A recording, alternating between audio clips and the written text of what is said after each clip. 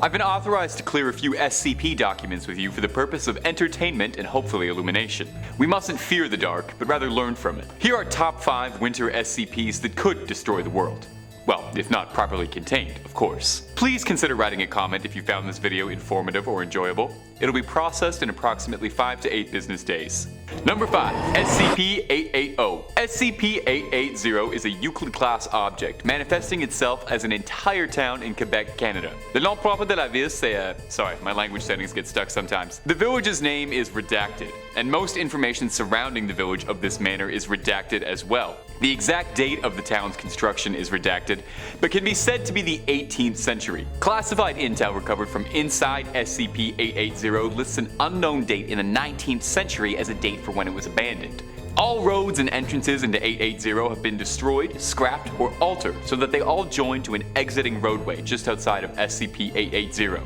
SCP-880's most notable characteristic is that it's producing what appears to be a perpetual blizzard, with small pauses occurring for roughly an hour to 2 hours a day. Interestingly, SCP-880 does not actually experience any snowfall. These intense winds merely simulate the appearance of a blizzard. Recordings of anything entering SCP-880 during a storm episode have been irrevocably lost. Extensive search efforts turn up inconclusive results. No traces of anything lost can have ever been recovered. As the storm begins, all GPS technology, navigation, and other comms are all cut due to overwhelming interference.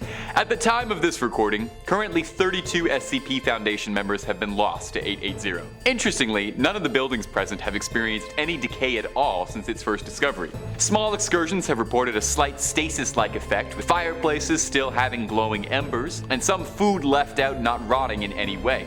These items, when removed from SCP-880, have been subject to rapid decay. Most concerningly, a census document inside the town hall has shown an increase of 32 people in the town's population since its discovery. And if you have an interest in how the Foundation works, we have a well-stocked archive of SCP content. Please consider subscribing for future endeavors. Number 4. SCP-1529.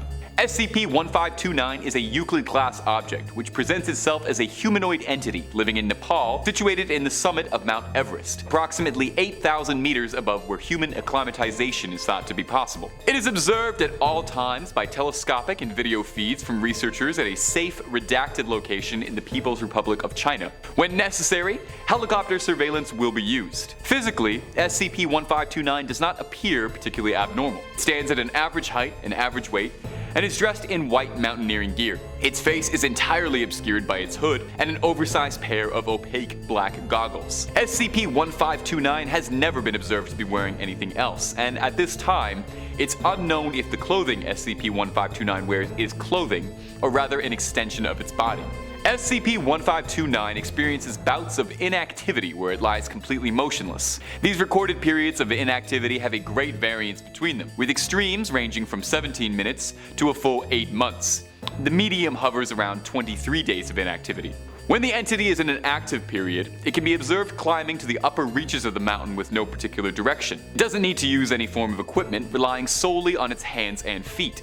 And while traveling, it ignores ropes and ladders, and has been studied climbing in ways that should be impossible by any human climber. Humans that have made their way into SCP-1529's territory while it's active are tracked and hunted. The entity will attempt to interject itself between climbers and their summit. Once it makes contact, victims find themselves unable to break eye contact with SCP-1529 and start to feel warm and pleasant, and feel enticed to sit down and relax. The data on what happens next has been regrettably purged from Foundation files. In almost all cases, death by hypothermia occurs 1 to 2 hours after eye contact with 1529 has been made. Since 1924, 220 people have been lost on Mount Everest. It is currently unknown how many of these cases are incidents with SCP-1529. Number 3. SCP-924. SCP-924 is a Euclid-class object, appearing as a species of pale humanoid entities, measuring roughly 7 feet in height. They have a similar appearance to Wendigo myths described in northern culture, with emaciated bodies resembling a waterlogged corpse, with several bony antler-like growths protruding from the top of their head. A unique feature is the external gills present below the ribcage. These creatures are Arctic predators and need a freezing environment to survive, and will experience bouts of sickness and exhaustion should the water temperature rise. As such, the Foundation keeps them in separate saltwater tanks in freezing cold conditions. They are provided 85 kilograms of fresh meat monthly, and any capture or hostile interference is handled by our Task Force Tau 2, nicknamed Polar Pathfinders. First discovered after a string of disappearances of ice fishermen around glacial areas of the United States, this attracted Foundation attention. The creatures are ambush predators, attacking their victims from beneath the ice by wading under holes in the ice, or simply breaking through to attack in some situations. SCP-924 tracks its victims through vibrations on the surface of the ice with alarming effectiveness. Victims are dragged into the water and are swiftly consumed. Remains are released after 1 to 6 hours. Autopsies conducted on recovered bodies have revealed that the bodies contain high levels of an unknown infection, which breaks down flesh but manages to leave the bones untouched. This bacteria remains for up to 2 weeks after feeding and recovery, so special care must be taken when disposing of any waste. The species has been shown to migrate, and the areas it can inhabit no longer support a consistent supply of fresh prey. And although the creatures require a freezing climate, they have been witnessed in some desperate events exploring outside of their territory, and are shown to be capable of supporting themselves on brief land excursions. Task Force 2 has revised their protocol since this incident and are confident no other issues shall ever occur.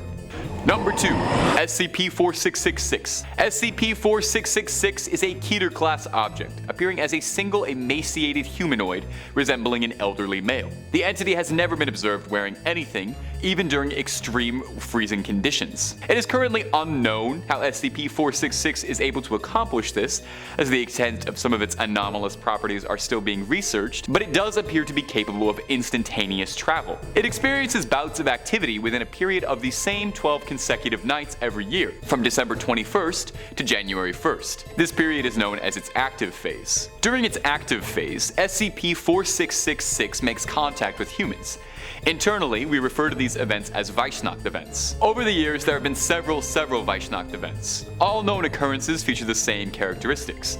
They have occurred in isolated homes, usually rural, and they are always families with young children. And the area being afflicted by SCP-4666 is blanketed in a thick, heavy snowfall, which is where the term Weissnacht event comes from, stemming from the German words for white night. The first week of activity will focus on SCP-466 observing their target. The children will report seeing the entity in nearby fields, forests, or in some extreme cases, directly outside a window. From here, children will report loud sounds of footsteps and foul odors produced through the house. Investigations after a confirmed Weissnacht event have shown nothing explainable producing either of these. The final night of the activity period is when 4666 will strike. Most regular occurrence is that SCP-466 will eliminate the entire family, save for the children who are missing from the scene. However, there have been several reportings of Weissnacht events where no victims are found. In these events, no harm is done to the family. Instead, the children will discover presents at the feet of their beds, but upon opening them will discover grisly toys crafted from the remains of previous victims.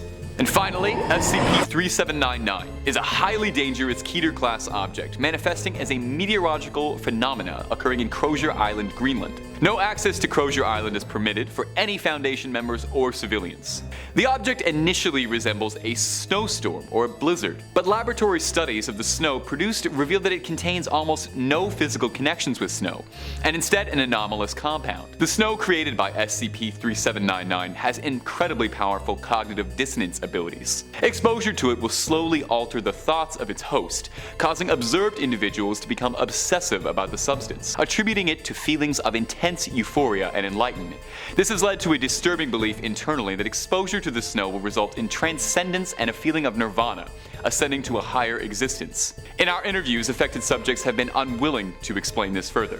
The compound contains a disturbing property when in contact with human cadavers, slowly breaking down the body and converting it into more of the snow-like substance, here too spreading its influence widely. This obsession leads to victims intentionally offering themselves to the entity to widen its reach. The only notable substance that has had any countering effect towards the snow is human blood, which it detests. In one such occurrence, it had such dominion over the Foundation at Site-779 that they had rewritten reality in such a way that the SCP Foundation became the SCF Foundation, the Snow Containment Foundation, dedicated solely to its growth and study. This reality would soon collapse in on itself, with SCP-3799's influence encroaching the planet. A declassified document shows that a researcher from this reality sacrificed himself into the heart of the entity on his Site-779, by bleeding excessively into the entity's heart. He was able to revert the cognitive changes, restoring temporal reality. The only souvenir is a perfect sphere of snow with a human cadaver contained inside,